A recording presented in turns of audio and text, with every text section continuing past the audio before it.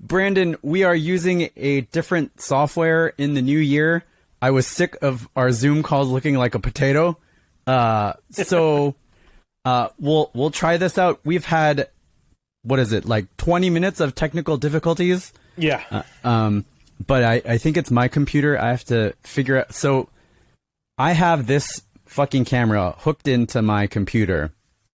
And for whatever reason, today it decided, nuh-uh, there's nothing here. I don't see nothing. Yeah. So the Camlink 4K Pro Hoopachoo whatever decided to fuck off. So that makes sense. You tried to use it, and that's why it decided to die. Yeah. This is not a Tim Apple product, so it doesn't just work. It just works, you guys. Gotcha. Yep, DJ Ghost Steve just being real mad at your shit. It just works. So, if my camera cuts out, I'm gonna replace it with just some doofus GIF or something. Do me a favor, just something with Fred Durst. Yeah, I'm just gonna have just Fred Durst just going just over and over and over again. Also, I believe I owe you an apology. Oh. So a combination of me and Anya worked on your better half to convince her to shit or get off the pot, as we say. It's okay. I was pushing her into it. Honestly, I think I was way more aggressive than you were, either of you, about it. Because I basically told her, it was like a Wednesday night or something like that. So for clarification, my wife, who got laid off back in October, had been fighting with unemployment since October, still has not been paid. And eventually we had a conversation where she had been hemming and hawing about going freelance and starting her own business for really, honestly, since I've known her, even before we got together. Yeah. And she'd been afraid of it in a lot of ways, and she'd been terrified about the taxes and so on and so forth. Oh. I told her, talk to you, talk to Michael Bracco, talk to Anya, talk to Danielle Corsetto. Like, you have resources of people who have been doing this for a while, who have a lot of different perspectives, who have access to people who can answer some questions for you. And I think she had always avoided it because I think it was a way for her to not get too serious about it. And when work had basically stopped and she wasn't being paid by unemployment and things were looking a little rough, we had a conversation and she was hemming and hawing. But like, basically what she was doing is she was doing freelance work instead of applying for jobs. And she's like, oh, I'm applying for jobs like 2 or 3 hours a day. And I'm like, look, I say this with every bit of love that I can. Either you get serious about applying for jobs or you go freelance, but I'm tired of you fucking doing both. Interesting, because you can't get paid with freelance while you're applying for jobs. Yeah. She's been getting paid doing freelance, but banking it, waiting for someone to pay her. So literally she's got just like a bunch of people who want to give her money, but she can't take any of it. Yeah. Because she doesn't want to commit fraud. It's like, fucking pick a lane. So basically it was like a Wednesday night or something like that. And I was like, hey, not for nothing, COB Friday, you're going to make a decision one way or the other, and we're never going to discuss this again. So that's a new perspective on the sitch. New perspective that we had not gotten, because we were needling her hard on that Wednesday.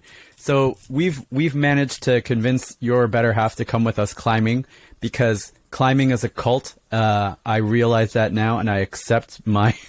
No, it's a very good social aspect for her. It helps her get out of the house. It helps her mobility. It helps her health. Like, everything is better because of that. I appreciate all of you for dragging her out of the house with that. That is a very good thing. Yeah. So she was telling us that, like, oh, she called the employment office, but they told her that don't call us, we'll call you. And I was like, how long has that been? She's like, October. And I was like, they ain't calling you. I'm sorry. Yeah, there was some clarification on that where she finally got through to somebody like that Monday or something, and they finally got some sort of like, hey, you actually need this document and this document. She had no idea, and I'm unclear if that's a mix of she really didn't want to deal with the unemployment and wasn't giving it her all, or she was just really getting turned down and upset and just dejected by all of the bullshit that went along with unemployment. And neither answer is honestly wrong. Like, right. But my issue was, you either need to not take no for an answer and fucking get after somebody and make this happen, or cut bait and quit wasting your time.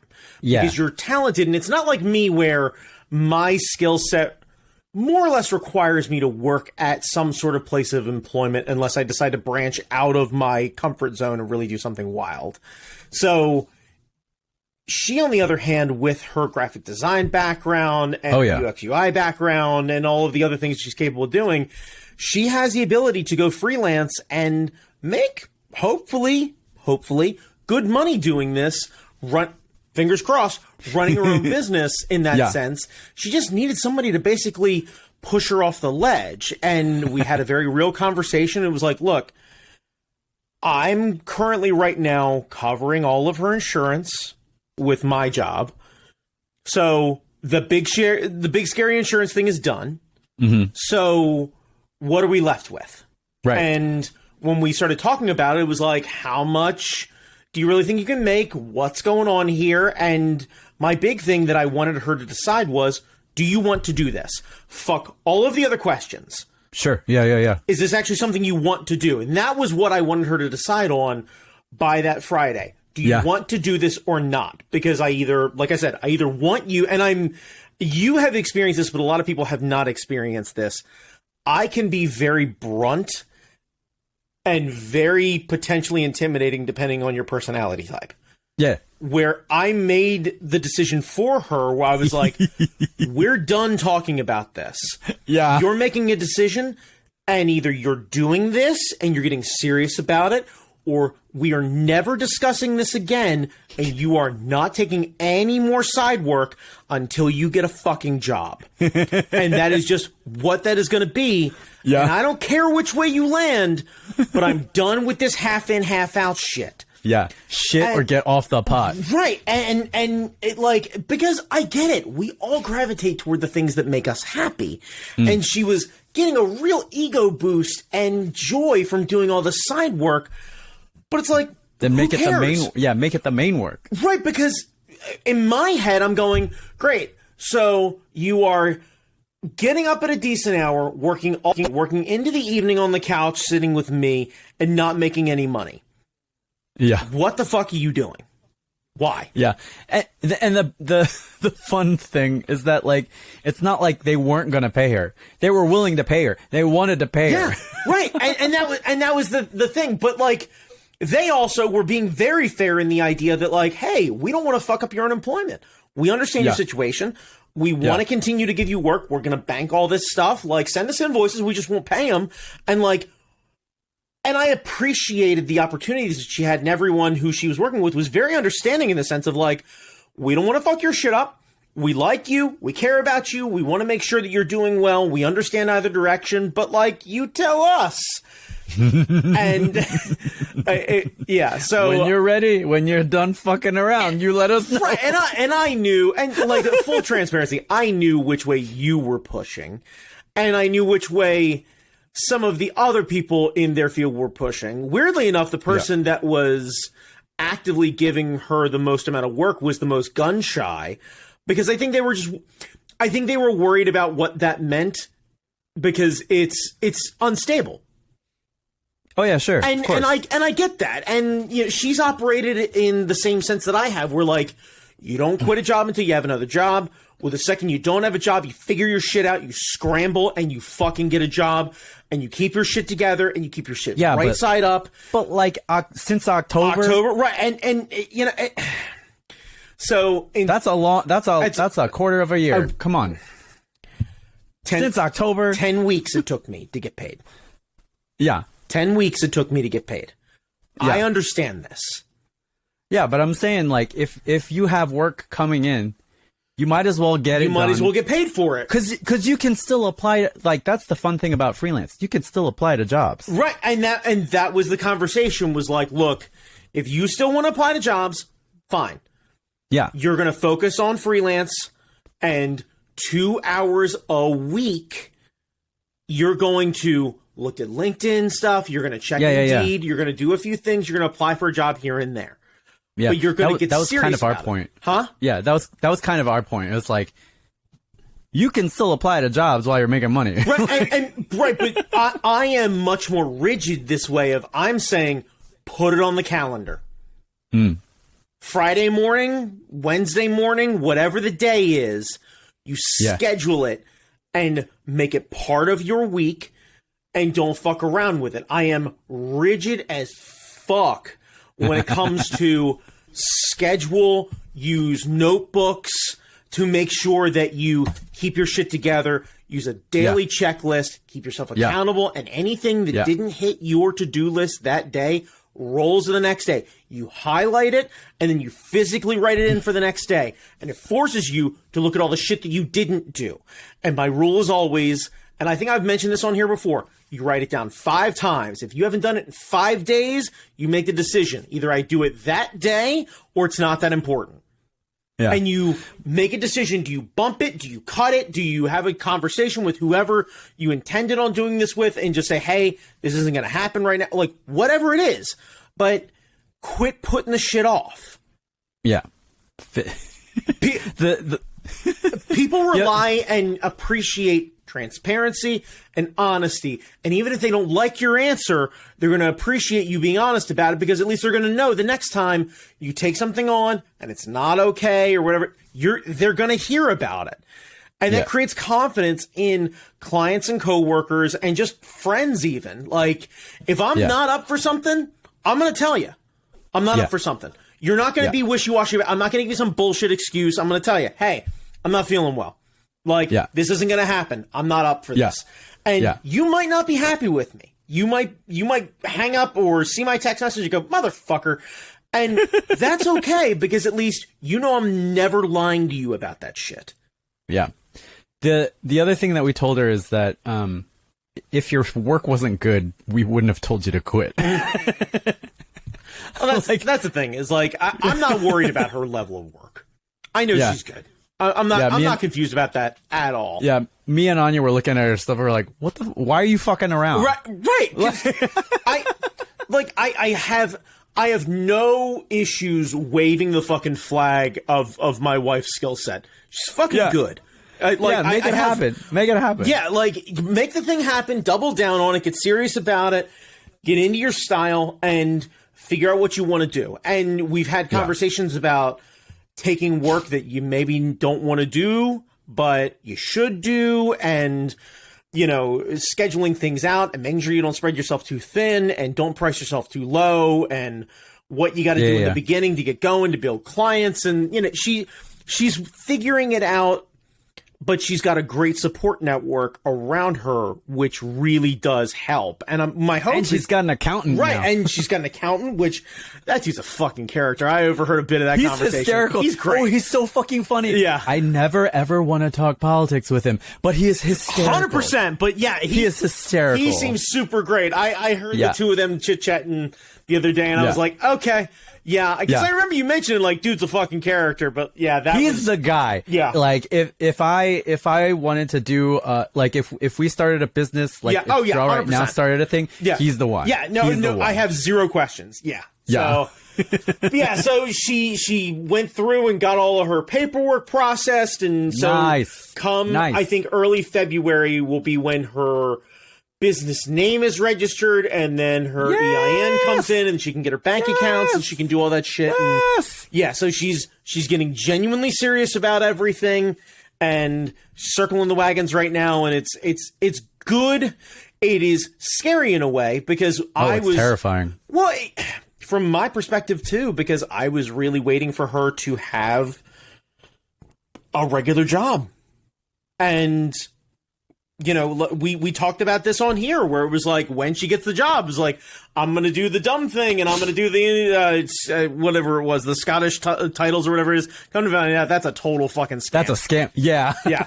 But yeah, like I was mentally prepped for it. And even with a lot of my own mental health shit, like has been based around the stability of this. And I've been trying to wrap my head around getting comfortable with this happening and that I can trust it. And I'm not 100%. I'm not there yet, but honestly, I don't think I should be because it's not real yet. Well, it's never going to be comfortable. I think there will be a time when she has clients and things are getting paid and she's covering bills and she's contributing where I will feel like we can go on vacation at some point. We can, and that will be not necessarily comfortable because I don't think I've ever gotten comfortable, but I've been willing to spend money that I'm not afraid to lose. Yeah. And that's really what I'm looking for is I want her and I to be back in a place where we can, like, because I've made so many financial choices, the house I live in. I made so many financial choices to protect myself that if something dumb happens, I'm not going to be upside down.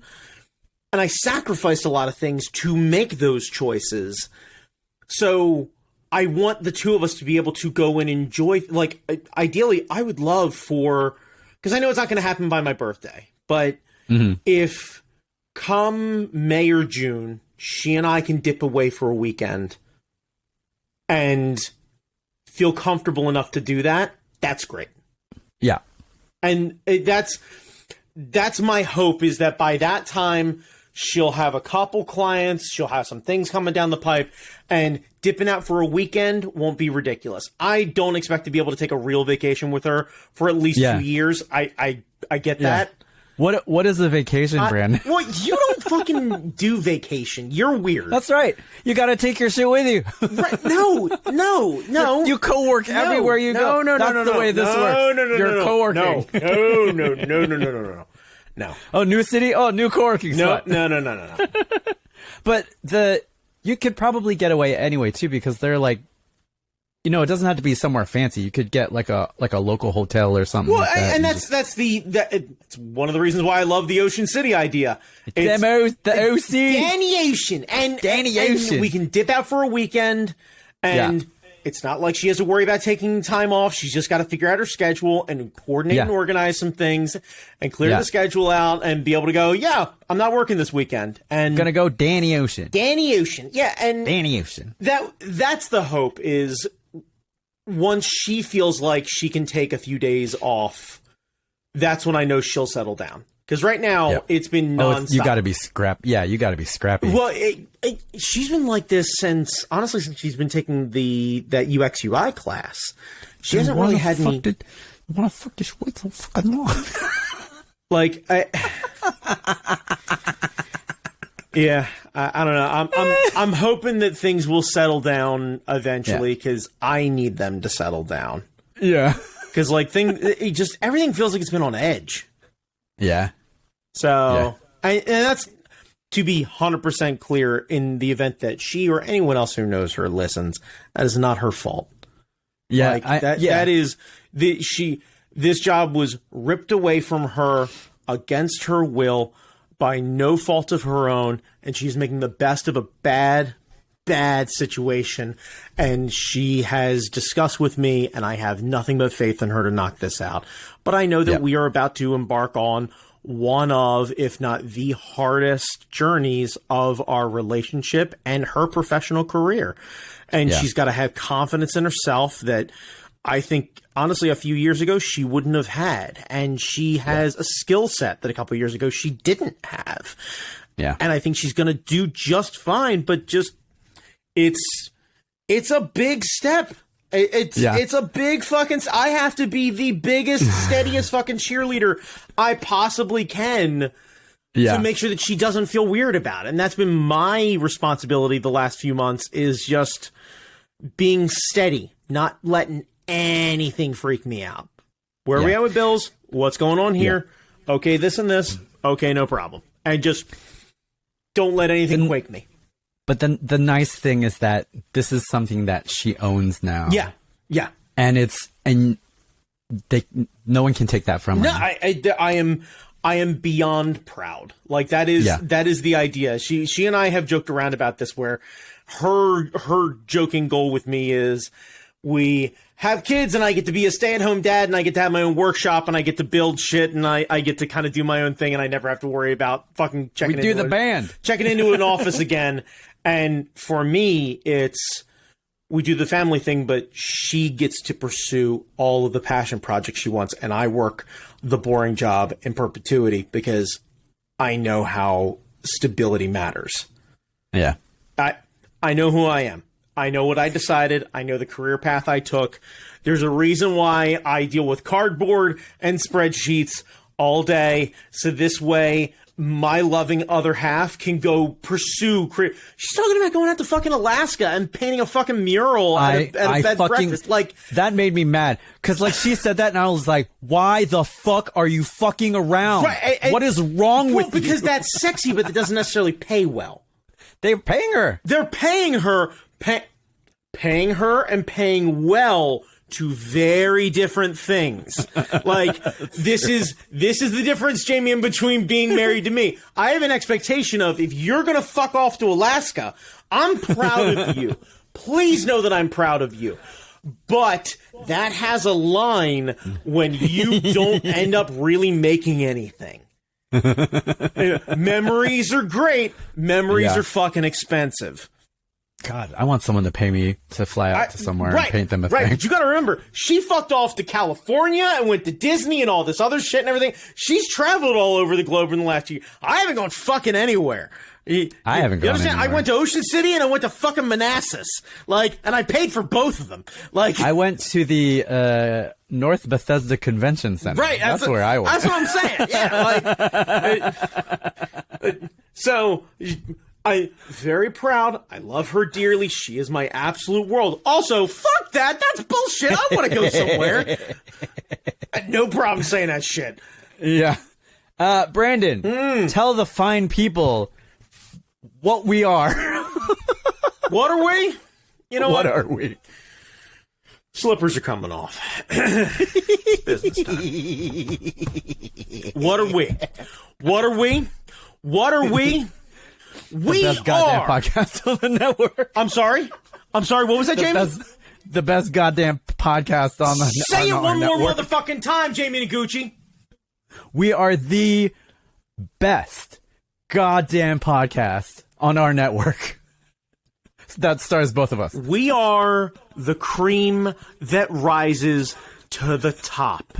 When you start making that warm milk of NOC podcasting network content, we are the cream that rises to the top. Yeah, the cream of the crop. No one does it better than the fucking Do It Cast, part of the Hard Knock Media Podcasting Network. Now, once again, I remind you, one and all, near and far, to and fro, here and though, that we are the yin and the yang of the Hard Knock Media Podcasting Network. Jamie Noguchi is my better half, the largest penis you've ever seen. Man can't even wear shorts. I am the exact opposite. Damn near any. Fucking any. Anyway, we are the fucking Dudecast, part of the Hard Knock Media Podcasting Network. My name is Brandon Chalmers. That is Jamie Noguchi. And we are happy to be here with you in the new year, celebrating it together. Woo-hoo! Just kind of doing the thing, breaking new ground, turning things around. And, I would say new year, new me, but fuck that. I was great last year. I'll continue to be great this year. Yeah. And Jamie is easily 6 times the man I am. In cock alone. Like, just... Now, to be fair, we both measure from the back of the asshole, so bear that in mind. I measure from the driveway. Yeah, right, yeah. I started the doorway, but yeah, it's fine. Yeah. Brandon, Sir. have you been geeking on? What have I been... So, the wife and I just got done... What the fuck did we finish?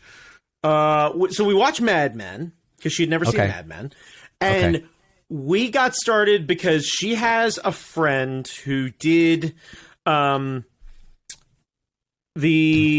Art Fight Online show. She's done a couple other things. She's actually an artist for... Fuck, what is the t-shirt company out of Chicago? I'm trying to remember. It's not Pro Wrestling Tees. Anyway, I'll Jimmy Johnny Cakes? No. This is the fucking super nerdy one. Threadless? Yes. Yeah. So she's an artist for them. Her name is Annalisa. So she, along with a few other friends, had been watching Sopranos together and sending my wife a bunch of Sopranos memes. And that's basically how they've been communicating. So we decided to start watching Sopranos. And that has been a whole fucking experience. Because now I get to randomly walk past a wife and go, gabagoo. And that's, it brings me joy, really. Like... That's really awesome. Yeah, it is a very, very funny show. If you've never watched it, I highly recommend it. It is dated, but also very, very good. We just started the second season. Huh? Yeah. I got to start. I got to get it. Have you ever seen it? Never. Never? Fuck, do you have an HBO account? We have the Max. Okay. So, I really think you should throw it on. Because I think once you get comfortable with the idea that show started in 99... Mm-hmm. And there are some uncomfortable topics, views, and language that would have been more acceptable in 99, but also that these guys are very much not appropriate fucking mobster stereotypes. Yeah. I think you could really enjoy the story in and of itself and all the melodrama and also just Paulie Walnuts and Syl, because they're my two favorite characters and they're fucking amazing. Like, I'll just check it out. So much fucking comedy in such a serious situation that I absolutely adore the both of them. But yeah, so we have been geeking on The Sopranos, and that has been more or less what we've been kind of doing. It's been a lot of running around and visiting friends and kind of trying to catch up with people that we haven't seen since way before Christmas and just, work. Oh, God. Yes, Work it. Yeah, but between her crazy schedule, trying to get everything going and also do a bunch of freelance and finish her portfolio and yada, yada, yada, and I've just been putting on just a ton of fucking hours. Yeah. But it's that time of year, man. Get it done. What about you? What you been geeking on? So, this past weekend was the finale of Ultraman Decker, which is the current Ultraman series, which they broadcast on YouTube with subtitles. Okay. And on the weekends for lunch, I sit down and we'll watch something stupid like Forged in Fire or Ultraman or like, what is that bouncy ball one? Wipeout. Watch Wipeout. Oh, okay. Cool. So this weekend I was watching Ultraman Decker, the previous episode, because I was 2 episodes behind, and one of Hazel's friends came over, and so they were like, "What the fuck is this?" They don't say that, right? I put the word. No, I get you. What? Yeah, it's a lot of emotions. Yeah, they're like, "What in the world is this?" And Hazel's like, "Oh, this is Ultraman. You've never seen Ultraman?" And her friend was like, "No, I've never seen Ultraman." So we sat there watching it, and they got into it, like way into it. Yeah. Like her friend was like, "What is that? Who is that? What's going on?" And they were just yelling at the screen, like freaking out. It's like, "Oh my God! Oh my God! Oh my God!" Episode ends. They turn to me and they're like, "Can we watch the next episode, please?" And I was like, yes. Yeah. Yes, we can. Congratulations, Jamie. You've converted someone. So we finished the series. It was delightful. Ultraman is fun. All these shows are really fun to watch. Yes. If you like it, but they are an experience if you have someone who is age appropriate. I imagine that, but like that, I think that's the thing is what gives me a bit of love for it is I was Power Rangers age appropriate. Oh yeah. So like that made a lot of sense that when I started to understand all of these other things that were out there, I'm like, oh yeah, no, cool. I'm super down for all of this. This makes total sense. I'm fucking in here. Yeah. And like, even if it's not necessarily my jam that like I actively seek it out, there's never been a time where I'm like, hey, you turn that fucking Ultraman off. It's awful. Yeah, so that was great. I love exposing people to this stuff. We're like, I don't know what's going on. It was great. But yeah, that was pretty much it. That was good. Okay, good. That's awesome. Yeah, so it's going to be a short episode this week, mostly because I'm trying to figure out this new system, and then I got to figure out like how to output it and all that kind of good stuff. That's all good. But it's always good to check in right before the month ends, so we can't dig on Keith too much. I think they recorded a couple episodes between our last couple. So it's all right. Honestly, we tried to dig on him, and then he did like another 9 episodes or something like that. I know, so. right? That motherfucker doesn't know what a vacation is. No, I don't. Y'all like don't fucking understand what vacations are. Like, time off just doesn't exist for you. Brandon, where can people find you? You can find me on Instagram at that guy Chalmers. Jamie Noguchi, where can they find you? Too many fucking places. Goddamn right they can. God, TikTok, Instagram, YouTube, what else? Tumblr. I don't. Yeah, fuck so Wikipedia, type Jamie Noguchi into a Google machine near Spotify, you. Apple Music. Or alternatively, type in Time Magazine's largest penis, and you will fuck Jamie Noguchi. But yeah, that's all we got. Happy Lunar New Year, everybody. It's either the year of the cat or the year of the bunny, depending on which Lunar New Year you're celebrating. Oh, okay, cool. And, I didn't know there was a difference. Yeah. Edumacation. Kids, be excellent to each other. Go have fun. We'll see you next week. Bam.